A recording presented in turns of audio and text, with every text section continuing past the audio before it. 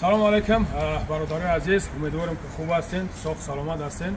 برادرای عزیز خیلی که میبینید ایدیبک برادر خطی بابا جون 88 کانالش مختار قوانتیکا. برادرای عزیز یعنی که در ازومنی گذشت بین ما و همه برادر بابا جون، یعنی الحمدلله که بدن برادرای قدردانی که بودن در می درون اپوی بودن در می درون خوش بودن، یعنی که دیدن که همین مسئله هستن که در می شان شرفمون نمیگه. برادر عزیز بخلوصای اومیم که بیایم همین برادری را سر جمعونه کنیم، همین برادریمون همین برادری برابر.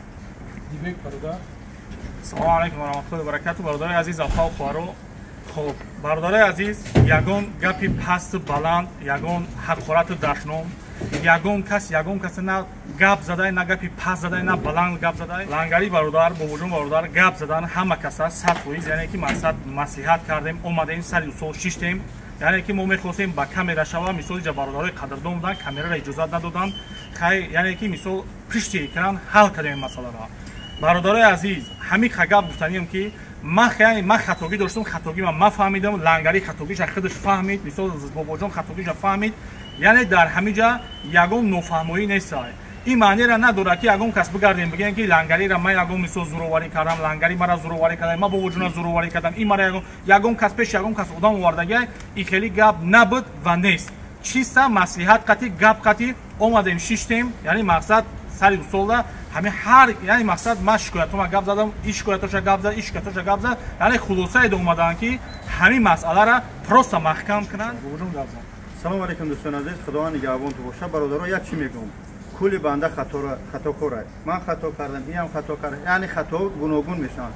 یک هم میگم پروردگار کلی گناههای ما را عفو سازه و برادری مستحکم کنه. هر یک قدیم مینوس داشته، مینوس هم سر پس پرده شدن، ان شاء الله حرکت میکنیم که در این شهر غربی ملت ما سرجم کنیم و دیگه همین خطاکویی که من سر کردگی تا این برادر شید دیگه در سر یگان برادر نیا سرجم شیم، برادر شیم. از همین پس ان شاء الله فقط فکری خلق ملت کنیم، برادری کنیم. تمام همین خاطر گفتنیم. باز یک بار دیگه میگم تا همین روزا از پشت من اگر قدم همین برادر رو دشمن کرده باشه یا با یک کرده باشه یا نبرات، از کلی مردم مسلمان و تاجیک بخشش خدمت میپرسم. خدا همه ما رو برای هدایت کنه. که یعنی در پای منفعتی ملت باشین، دولت باشین، یعنی آینده فرزندامون رو بسازین. یعنی که بگپی صف دشمن و خوین و مقصد گروه و نهضت دیگر مقصد بریم، یعنی آینده وطنمون اگر بخوایم نه من نه مثال بابا جان نه لنگری نمیتونیم که مقصد که ای همه چیز قفا بکشیم. هر یک تایما هر یک شهروند باید ما سهممون برای آبادی وطنمون باید بگذاریم. هر کس که هر فکری داره بکنه. من شخصا برای وطنم، برای ملتم هر کاری میکنم، برای آینده فرزندم. سلام علیکم و رحمت الله.